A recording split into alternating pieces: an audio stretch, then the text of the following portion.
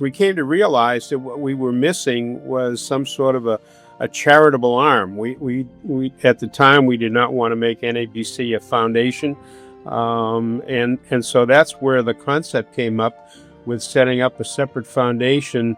While we already had the Collision Repair Education Foundation within the industry, we wanted to create one that was not focused on education, but was focused on areas and ways for other groups to be able to raise money through the foundation that they could then basically apply for the money that they had raised for and use it accordingly. There's a little funny story there. Chuck was up on stage when they announced Can't Make Your Dream and trying to raise this money.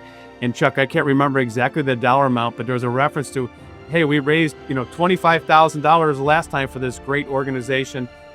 Raising $250,000 for Can't Make a Dream is going to be easy. You just add a zero onto the number that we already raised. So it got a good chuckle out of the audience, and I don't think anybody at that time truly, because it was a different time, truly believed that we were going to be able to raise that sort of money for the camp. But Chuck took that under his wings and said, we're going to do it.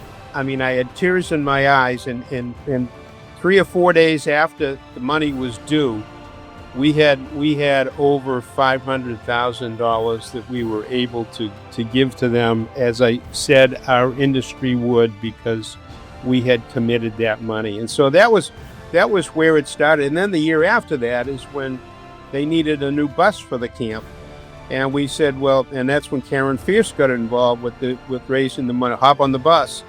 And your dad, obviously, Doug, was very much involved in the whole process, especially with the camp. And we raised another $125 for them, and then it just grew from there. And that's when we started in with Katrina, and Mike Quinn got involved with Katrina. And well, COVID introduced a whole different set of problems for us, right? It's like, what are we going to do? How can we help all these people? We have such a limited budget on being able to distribute funds. We can't certainly help everybody.